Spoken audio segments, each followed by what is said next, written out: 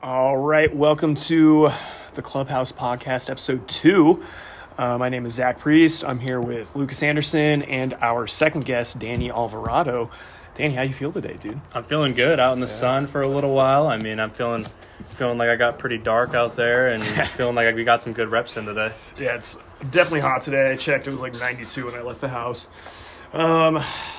Lukas, you feeling okay for this week? Feeling great today. Charged up, ready to go. Ready to get at it. Yeah, got games starting tomorrow. But let's take a look at last week. It was actually pretty wild. Volcanoes took on the Mavericks. Volcanoes took 2 of 3 in that, the first 2 games. Garrett Alvarez threw a CG on the first game. Allowed, I think, like 2 or 3 runs. And then Jared Bell threw a CG the day after. With 11 strikeouts. Yeah, 11 Ks and a 2-hitter, actually. Yeah. That was pretty crazy. Struck out the side in the 9th. That was pretty sick. And then that was going into that series, the Mavericks were up a game. Mm-hmm. And then they took the first 2, so the Volcanoes went up a game. So heading into Sunday, it was Volcanoes up 1, and then the Mavericks beat them. Which was a crazy performance on both sides of the mound. Matt McDonald and Carsey Walker both pitched very well.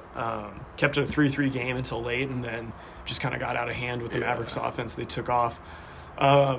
Danny, were you able to see any of those games or hear about them or anything? Yeah, I definitely saw them like on Instagram and stuff, and just word of mouth on how dominant both of those CGs were. I mean, Bell is a guaranteed tough pitcher every time he's up there. Same with Alvarez. I mean, got to play with him a little bit last summer, and just being able to like see him again this summer. I mean, you just kind of get the presence whenever he's out there. Yeah, it's definitely been fun to watch. That starting rotation feels pretty solid for the Volcanoes, those 3. Especially adding in Alvarez and with Bell starting to ramp it up. Like, if you can have 3 to cover every day of the weekend, that's tough. Yeah, their bullpen went in fully rested to Sunday, but then kind of fell apart a little bit. Right, which was a big surprise to me because I thought they would be really juiced up, but just a tough outing, at the end of the game, but happens. Yeah. And then the Campesinos, was this your guys' first sweep of the year? Yeah, that was our first sweep. It was a fun series to watch. Your guys' offense finally, picked it up a little bit. You had spurts of it where we knew your offense is explosive, but this series was just crazy. Couple blowout wins. You guys swept the Senators in 3 games to move into 3rd place. And now I believe I think it's like 3.5 games out of first. It's tight going into the second half. What was the vibe in the clubhouse after getting the first sweep of the year out of the way? I mean, win or loss, I feel like the clubhouse is always kind of the same. I mean, obviously, everyone's a little sour after a loss. No one likes losing at any level. But, I mean, when we're winning and everyone's up, I mean, it's just – I feel like it's going to be a freight train. It's going to be hard to stop. So, I mean, the clubhouse vibes were really, really good, especially getting the sweep. Yeah, I saw Wilmon run out there with the broom after the 3rd game. Yeah, that was shut down pretty quick, though. What do you think is clicking for you guys through that series? What was the it feels like you guys turned a page. Was there anything specific, or you guys just kept at it? I think we all just kind of knew what was coming for us. I mean, we had a bunch of really good games where the scoreboard didn't go our way, but half of our outs were liners right at guys. I mean, or hard hit right at guys. And, I just feel like we were right there and we just stuck with it. We weren't really getting down on ourselves about it too much. And we knew that what we were doing was right and that eventually our time was going to come and those hits were going to drop. Yeah, it was a lot of close games throughout the season so far where you guys were losing 1 or 2 run ball games. Just kind of hadn't swung the other way. But, yeah, you got it done this weekend, which was fun to watch for sure. Especially on a Senators team that had kind of been rolling a little bit. Yeah. With the lineup that the Senators have, being able to – I bet for the pitchers it was a good confidence boost to be able to shut that lineup down and, see some success start to roll together. As you said, now you guys might click and really roll into a big winning streak here. Yeah. Is that what kind of leads into the next question? Do you think this is maybe lighting a fire for you guys for the second half of the season? Oh, absolutely. I mean, to end the first half on a sweep that way, I mean, I think it just kind of – like you said, just kind of turns the page onto the second half, and I think a fire is really starting to brew with us. Yeah, for sure. All right, well, we'll move into more of the Q&A aspect of this. Lukas, you want to start it off? Got a whole bunch of them for you. So, yeah, since we're on the topic of the Mavs League, who is the best uniform in the Mavericks League? Oh, So I mean, you've played on I've played on three now. of the different. I've had 3 of the different uniforms. I think the best uniform top is the Senators, just because of the detail. Agreed. But I think altogether, I just think the Mavericks, like the red on red, it just. I mean, I don't know if I could wear it every weekend, how we did, like when I was over there. But I mean, if you're just coming to watch a game one time and you see the red on red, I think it's kind of special. Yeah. And those are the original 1973 jerseys, which is wild. I remember. They're hot and they're thick. They're thick. With no belt loops, which is crazy. They got a drawstring in them, though, so it's like you're wearing shorts. I couldn't imagine wearing those on a hot day, you know. When we had that heat wave, I was on the Mavericks last year when we had that heat wave. It's like 116 one day. Yeah. So like you mentioned, you were on the Mavs and the Senators last year. What's it like bouncing around to teams in the same league? Because we see it quite a lot here. And then how did you end up on the Campesinos? So, I mean, last year on the Mavericks, I was kind of struggling with the bat a little bit. So, I got traded over to the Senators. I ended up over there. I ended up doing pretty well for the second half of the season. I remember that. But so I ended up on the Campesinos because my dad got the managing position. We talked about it it felt like we talked about it for like a month if I was going to play for him or not over there, just because, it was like professional, like just to keep it like no father-son type thing while we're on the field and whatnot. So, I mean, it's fun. It's definitely fun to be able to play with all these different guys on the different teams because you kind of like bouncing from team to team. The clubhouses are all different. Yeah, so, we talked about that last week too. Yeah, so I mean, it's been a lot of fun being able to like see what people are like off the field and in the clubhouse and on the field. Who's the toughest pitcher to face in the Mavericks League? Oh, that's a tough one. There's a lot of good ones. I mean, every time I go up to the plate against a Chase Jesse's pretty good. He's always pretty good. Jared Bell, obviously. I don't think I've gotten any at-bats off of McDonald this year, just because I feel like every time he's thrown against us, I haven't been in the lineup for whatever the reason may be. But I know he would be a tough pitcher to face. I faced him a little bit last year, and I think I had a little bit of success, if I recall, but I didn't think it was much, just because, he's pretty dominant. But I definitely have to go with Brian on the Mavericks, too. Rodriguez? Because he's one guy that, I mean, some days his stuff is on, and he's throwing hard. I saw he had, like, one of the higher fastball averages because, I mean, I'm not sure what it is exactly, but, I mean, it's just some days when he's hot, he's a tough guy to face because, I mean, he's got that velo, and he's also got that breaking ball that's pretty effective when he has it. Yeah, he's gotten up to 91 this year, so he's definitely one of the tougher guys when he's on, like you said, and the command's going and everything. He can shut guys down for sure. Yeah, it's got some zip to it. You can kind of tell coming out of the pen. Clubhouse chemistry-wise, who do you think is the funniest guy on the Campesinos? That's a tough one, too. I mean, I'd say Connor Whitco's up there. He's my boy. I mean, I feel like every day he's cracking some jokes, doing something stupid, and kind of trying to get everybody to laugh and stay loose a little bit. Another guy's probably, I mean, Kenneth Foltrios doesn't speak very good English, but that dude, whenever he opens his mouth, it's something funny, like every time. That's interesting because Matt last week said the same thing about Jose Villa. Doesn't speak much English, but he's always cracking everybody up. Yeah.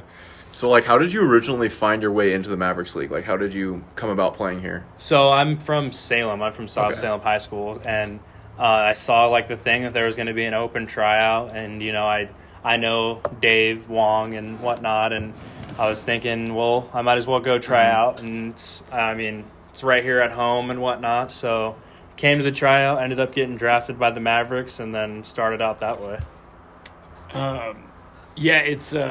That was one of our other questions. If you're from the area, did you grow up like going to any Volcanoes games at all? Oh, absolutely. Yeah. When I was younger, I mean, I feel like we came to probably at least a couple every summer when they were playing. I feel like it wasn't a rare occasion if we were here.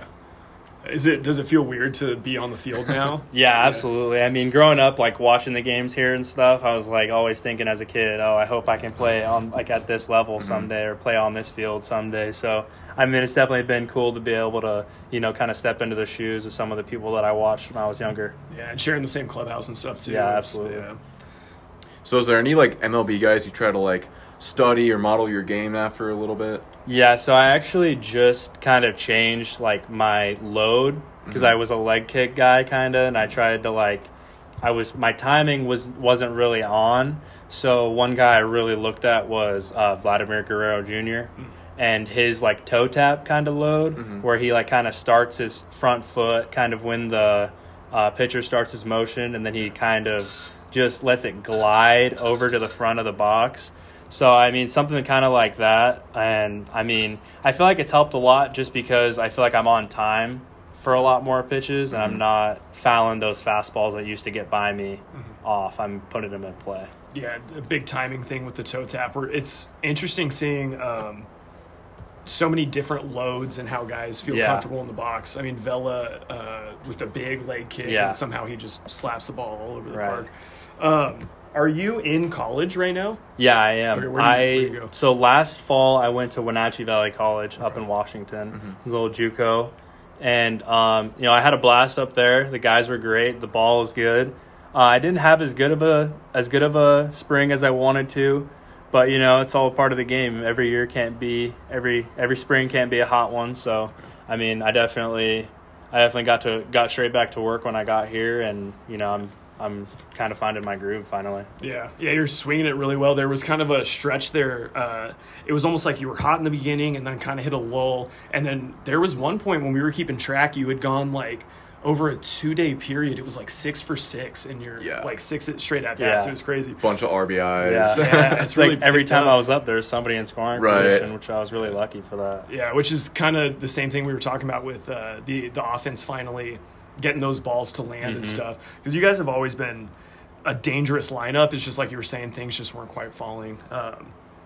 With how you were talking about modeling your stance, who is your favorite MLB player right now? Right now, I mean, probably Vladdy. I mean, I really like just how he plays the game. He's a bigger framed guy, and I'm kind of there with him. So, I mean, being able to see him hustle, is like definitely motivates me to try to freaking stretch those maybe doubles into for sure doubles, and then just kind of give it everything. And then another guy is definitely like Juan Soto. I mean, how can you not like the future giant? Yeah, how can you not like that guy? I mean, wherever he ends up, I mean, he's going to make an impact immediately, and just kind of the swagger he plays with, and just kind of the Soto shuffle is just something fun to watch. It blew my mind because yesterday I was watching the All-Star game, and I just forgot that he was 23 years old. Yeah. Like, it just seems like he's 27, 28, 29 with all this hype around him, and the way that he plays the game, too. Yeah, he just plays it like he's been doing it for forever. Like, how advanced his approach is crazy. Yeah, it seems like he's a vet. It just seems like every time he steps in the box, he knows he's going to do damage. Right. Whether it's a bomb or a single, like he knows he can get the job done. And it doesn't even feel like he plays a matchup. Like, it doesn't feel like he hits righties better than he hits lefties. It's kind of like, it doesn't matter who's up there against him. All-star, rookie, like, it's just he's going to tear him up. Yeah. Do you feel more comfortable hitting against righties or lefties? Because sometimes some guys will have kind of extreme splits either way. I mean, I've always enjoyed hitting righties more, but I think as I get older, it hasn't really like mattered that much to me. It's just more of finding a pitch to hit now instead of worrying about where it's coming from. Hunting fastball or hunting whatever that pitch may be. I mean, I definitely lean more towards righties now, but just because of the arm slot and whatnot, it's easier to get my load in. But I think as I've gotten older, it hasn't mattered much. Yeah. And what kind of approach, with that being said, do you take into an at-bat? Is it just looking for a pitch to hit that's good, or is there anything in specific counts you wait on? Or I mean, first pitch, I've been told this by a ton of coaches, and I mean, you can love it or hate it, but the first pitch in your AB is probably going to be the best pitch that you see. Yeah. Like, as a leadoff guy, I mean, you might get the first pitch fastball, who knows, but I mean, later in the game, the approach may change. So, I mean, first 1 to 2 pitches, I'm looking to do some damage in that first couple swings. So, I mean, if I can get a pitch to hit, you can bet on me swinging on it. For sure. Yeah. And then it changes with the count, obviously, like you're saying. At that point, It's very situational after that, right? Like once you get 2 strikes kind of thing. Kind of shortening it up and whatnot with 2 strikes, just working on putting it in play. And you know how I mentioned to you guys earlier about the BAPIB, the BABIP, just trying to put it in play because, I mean, good things happen when you're putting the ball in play. Exactly. Especially when you're among the leaders in exit velocity. I mean, you hit it hard somewhere, it's going to fall, you know. So what's the best single game performance you've had at any level? I mean, like you said, when I had the streak of 2 games where I was like, just everything I was putting in play was falling. I mean, a game like that is always fun, but a game I've always said was my best single game was when I was a sophomore in high school in the state semis. I went like 3 for 3 and had like 9 attempts at third base and went 9 for 9 fielding too. I was making like barehanded plays, like running throws in the 6 hole, like just that was like the most fun and most memorable game I've ever had. That's funny. I feel like defense, because we've asked that question before, it's usually like an offensive thing, like, oh, you know, I had 2 homers or whatever. Yeah, but, like, I mean, I love hitting homers, but like, I mean, defense is something that I haven't always been the greatest at. So, like, I've always remembered that game specifically for my defense because I think I had only had singles in that game, and that didn't even really matter to me. It was more the helping my team on the defensive side. So you said you made plays at third. I saw you catch a little bit last year. You've played some first. What do you feel most comfortable at? What do you like playing the best out there? I mean, I've always loved to catch, and, you know, just Wardo right now back behind the plate is just, you can't move him. I mean, it's like every pitcher is most comfortable throwing to him, and he's been a rock back there for us. So, I mean, any day that he needs a day off, I mean, I've always been there. And, you know, it's just every time that he's out there, it's game time for him. And he knows that he's a stud back there, and he's always grinding for our pitchers. So they really respect that out of him too. But he's really solid back there. Yeah. I mean, first base is fun too, but I mean, I think catching is definitely my favorite. Gotcha. That's great. That's an interesting answer. I would not have expected catcher. It's such a tough position. It is. Yeah. There's so much to worry about too, you know, game calling, keeping everything in front, throwing out runners, all that. So yeah, I think that's more of the fun part of it though, being able to feel like you're in as much of control as like a pitcher. Because I mean, the catcher matters just as much as the pitcher, I think, because you're stealing strikes back there. You have a chance to pick runners off, throw them out, and, you know, make a big play at the plate, tagging a guy out or something like that is just always fun. And we've seen across the league, especially on the Volcano side, struggle to find a good catcher. And you guys have had Andrew back there since the beginning of the season. It's been so solid and textbook. And that, like you're saying, it builds that relationship. The more consistency you have with pitchers and the same catcher, they start to build those relationships, and everything just starts falling into place, it seems like. Okay, I noticed you have a Chevy tattoo. Yeah. What's up with that?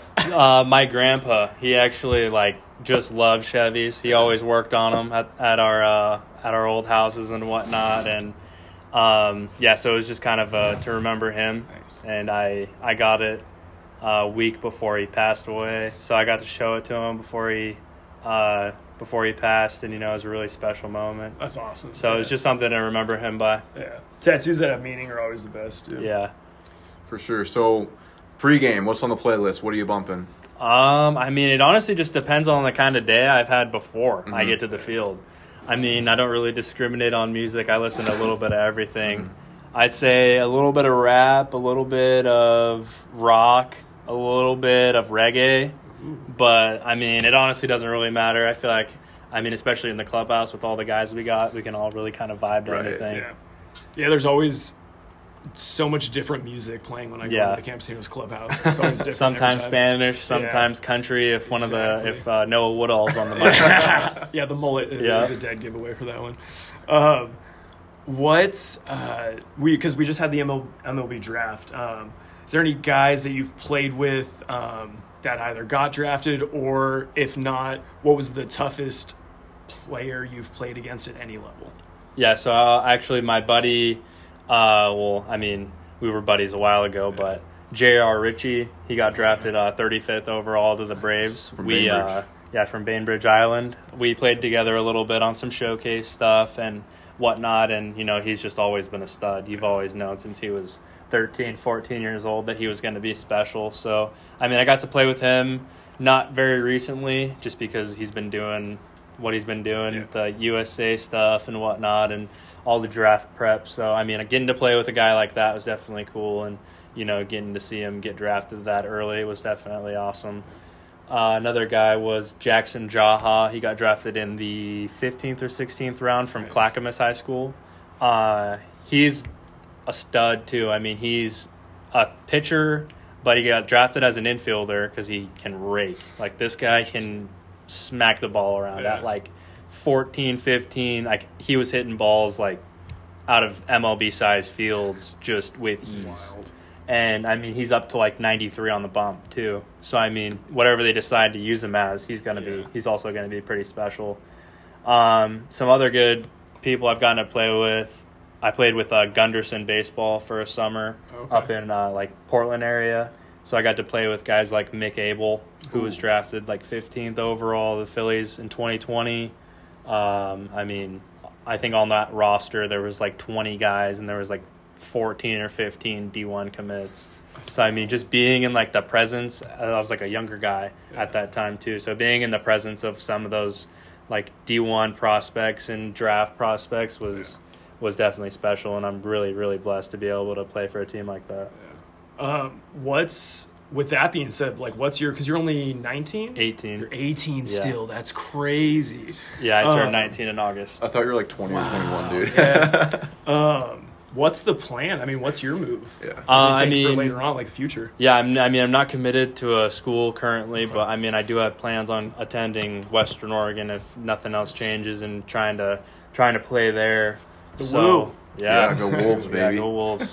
Yeah, so if nothing else comes up, I do plan on going there and trying to continue to play. But if nothing else, just trying to continue to farm and trying to continue to grow as a player. Because I've been saying this for, I feel like it's been forever now. I just feel like playing in a league like this, it just kind of shows you that the opportunities in baseball are just kind of endless. Mm-hmm. There's just so much baseball out there, and you can play in this kind of league anywhere. I feel like there's just so many leagues I've never heard of that some of these guys are coming from that I'm I never heard of that, but sounds like fun. It sounds like good baseball, and I just I've also been saying, I just don't think I see myself hanging them up anytime soon. So just trying to continue to play wherever that may be for as long as possible.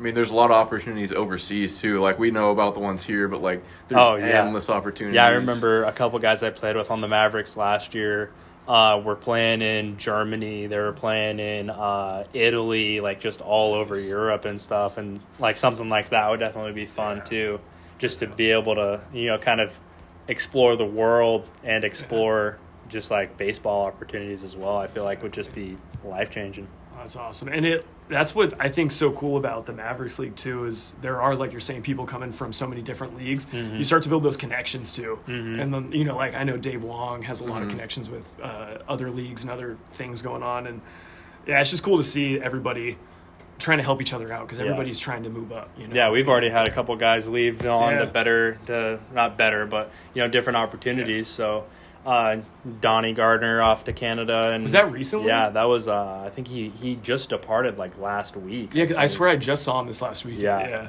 And then Juan Familia a few weeks ago off to Canada as well. I think they're playing in the same league, just different teams. Oh, that's awesome. I think that's what I heard. But you got any other Q&A questions? Yeah, so the big one, I guess. Yeah. So if you had a time machine and you could go see any baseball moment in history live in person, what would it be? From the beginning of the game. It's tough. That is a tough one. I don't even know what my answer would be. We've talked about there's this before. millions. There's so many. Yeah. What's your favorite team? Right now, the Blue Jays, just because Vladdy's my favorite player. So, I feel like I'm rocking with the Blue Jays until Vladdy goes somewhere else. Nice. But, if I could go back. One that definitely comes to mind is when Bonds broke the home run record. That would be sweet. Yeah. I was supposed to be at that game. I don't want to talk about it. Wow. Yeah. Jeez, yeah. But definitely something like that, or That's I a don't good know. one. It's got to be one. When was the most recent Red Sox World Series? 18? Was it that recent? Yeah, I feel like they you're won with right. Mookie. Yeah, In Dodger Stadium. yeah. I would have definitely liked to watch that as Mhm. well. That would have been awesome to see. The 04 or Red Sox one would be where they broke the curse would be cool Yeah. to see too. Yeah. Yeah. But Remember probably one watching of those that one. two, if I had Yeah. to choose. Yeah. So do you have one, Lucas? Dude, I don't even know. I'd want to see like Babe Ruth play, like see what he was all about, and like see the level of competition. But I'd like to see like a 1990s Mariners with like Griffey and Edgar and Randy Johnson, all that. That'd be pretty sweet. Yeah, that would be awesome. I'd like the Mickey Mantle Roger Maris race. Ooh. Just like when it was heating up towards the Right. end, see one where maybe they both hit a homer in a game. Right. Towards the end of that would be pretty cool. Or even like a McGuire and Sosa. Yeah, there were so Yeah. many good races going on. Yeah. That's wild. Yeah, we had tickets to.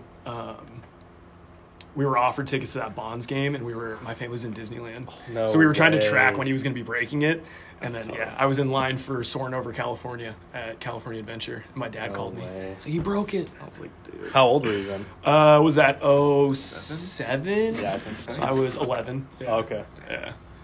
Yeah, we just knew it was That's such a tough. big time because we're from that area, so it was Right. such a big that hype around Bonds going for that record was crazy. Yeah. I think I was at like 660 something when he hit. It was one of the ones he hit. I remember being at the game because every time he would hit a home run, they put it up on the jumbotron, like the number. It was just tracking. Yeah, a wild time. All right, so who do you guys play this weekend? So the Mavericks. We got the Mavericks again. Yeah, so this is an interesting one because they're, I guess now in second, or they're tied for first. Yeah. They're separated at the by top. win percentage. Yeah. Mm-hmm. So it could be a big series. What do you think the keys are to that one? I just think probably the main key is just not changing the approaches, not changing kind of the attitude toward the game. We've definitely had some toss-ups with them where things have gotten a little out of hand, but just trying to stay level-headed I think is going to be the most important thing, the most important tool for us, just because coming off that sweep was huge, and I think if we just continue to play the game we've been playing, things are going to go well for us. So like moving on, what's the goal for the rest of the season for you individually and for your team? For the team is to win it all. I mean, I feel like that's obviously the goal for everybody. But, I mean, definitely some other goals would just be to just continue to stay together as a team and to continue to build that bond that we got together. I mean, I feel like our clubhouse is one of the most tight clubhouses you'll see. I mean, everybody's hanging out with everybody. Yeah. I mean, no matter where you're from, what your past looks like, I mean, everybody's always rocking with everybody. So, I mean, that's definitely something fun to see too. But personally, I mean, just to continue to grow in the game. I mean, I feel like I'm definitely blessed, like I said, to play in this league so young and, just build the relationships I've been able to build, just to continue to grow and continue to have fun with the game, not take it too serious to the point where it's no longer fun, but, take it serious enough to where I'm going to be able to grow as a person and as a player. Yeah. And speaking of keeping it fun, you guys, this brings me back to earlier. I totally meant to ask this. You had gone. You hit it over the batter's eye. Yeah, that was how we couldn't forget that one. Yeah, into dead center. You guys popped a smoke grenade in the dugout, and then I think what's up with my question was the cowboy hat. How did that come about? I don't know, honestly, 'cause I know last summer they had a sombrero, like a big, big sombrero. That's right. So they had that last year, and someone just took it home with them. I mean, I'm sure like it was the owner who brought it, just took it home with them and didn't think anything of it. And then this summer we were looking for something, and then Andrew Baxter had this sitting around with him. So we were like, why not use this until we find a replacement? Right. So that's kind of where that came from, just trying to carry on the tradition from last year, and then also, just trying to continue to make it fun this year. Yeah, it does not surprise me that Baxter had that. Right. Yeah. So, I mean, if you've seen him before in that Grinch onesie, that's always a fun thing to see. Right, dude. So, I mean, you did hit one over the batter's eye. I didn't think I'd ever see that. What was that like from your point of view? when you hit it, what was going through your head? I remember it was a tough AB. I think I had fouled a few off. I had fouled one that had hit the wall in left field too. Yeah, and you there was a couple I had foul just balls. missed that one, I remember, but when I first hit it, I didn't realize how windy it was because I knew that Blaze was out there and he can track everything down. Like when I'm playing and he's in center field, the goal is to not hit the ball where he can catch it because if it's up in the air, he's going to catch it. Yeah, 100%. But I didn't realize how windy it was, like I said. So right when I hit it, if you watch the video, you see me like kind of toss my bat and put my head down. Yeah. Because I didn't think that I had got it. Yeah, it felt like a pop-up Yeah, or something. I was like, oh, that's right to the wall, and Blaze is going to catch it. Yeah. And then I see Blaze running back, so I'm like, all right, whatever. And then I see him continue to run and like kind of stop and put his arms down at the wall and just kind of look at it, and it sailed over, and I was like, all right, sweet. Yeah. I was pretty hyped about it. I mean, I felt like I definitely hit that ball well, but I mean, as much as I'd like to say that I hit it out with no wind, I mean, that was definitely a little bit of help with the wind there. I think it was still projected. Do you remember the distance on it? Dude, it was only like 390 projected, Yeah. and the projection doesn't take into account wind, so I think that might have had a little bit. You probably just got good spin on it too, which helps. And So, the I was launch right. angle and all that Yeah. stuff. I was right then with no wind. Yeah. 390, that's Yeah. probably caught out there by Blaze. Yeah, because those projected numbers off the Yakkertech are like in a vacuum with like Right. no Okay. other conditions. Right. That's like at sea level, no wind. Right. That makes sense, Yeah, man. but the exit velo and the launch angle all has to do with it too. Yeah. Any final thoughts, Lucas? Yeah, so we're gonna have a home run derby All-Star gonna weekend. ask that. That's If crazy. if they ask you to do it, are you gonna do it? I mean, Absolutely. Yeah. I did it last summer. Did you? I Okay. mean, I didn't do that well in it, but I had an automatic berth into the second round because I remember I think I either hit the hardest one or the furthest one. Okay. So it was like they were just giving automatic berth to the guy who did that. So I Makes mean, I sense. remember having a lot of fun in that. But, just being able to participate in it and being able to watch was just so much fun. Do you think, does it mess with your swing? Because I know some guys in the MLB like say that they don't do it because of injury or it'll mess with their swing. Do you think that there's any truth to that? Or I mean, to a certain extent, maybe. Yeah. But I mean, unless you're like a guy like, I don't know, who's even like Rigo. Yeah. I feel like his approach is to like torch the ball into the left center and right center gap. Yeah. But if you can just get a guy like him to be early on a pitch with the same kind of approach, and he's just gonna lift balls over like the Mavericks League sign in left center. So I mean, I could definitely see like a guy like him kind of having no problem with it, but maybe like a more contact guy like I'd say, I mean, a new addition, Mabin, Jacob. Probably a guy like him where he would probably have to change a lot more would probably mess with them a little bit. I see what you're saying. Like more like power hitting guys that kind of have that like lift approach, but like just kind of get it up their approach. Like a Vladdy or like a Soto definitely wouldn't have any effect on their everyday swing. Because I feel like no matter what, like in that final couple of pitches of BP, like everyone's trying to like get in. Oh one, yeah, you know I what mean, So, everyone wants to end on something good, but I mean, you can definitely tell like when it's somebody up there that really has pop, and somebody up there that is definitely trying to let one go. Yeah. I only hit 2 home runs in my life, and they were both in high school. One was in BP and one was in a game, and they both felt like I popped it straight up to the catcher. It's the weirdest feeling. I mean, some people say that the best balls that you'll hit are the ones that you feel like you didn't even touch. Yeah, that's exactly what happened. Like they're so pure off the barrel that you didn't even really feel anything. Anything else? You got anything for us? No, I really appreciate you guys allowing me to join you here. And, like I said, I feel like I'm definitely blessed to be able to be a part of this league. Yeah, man. And go Campesinos for the second half push, go right? Camps. Yeah, it's getting tight in this race. So that will conclude episode 2 of the Clubhouse podcast. Catch us next week. We don't quite know who the guest is, but figure it out. Yeah, it'll be a surprise Kinda for audible. everybody. Yeah.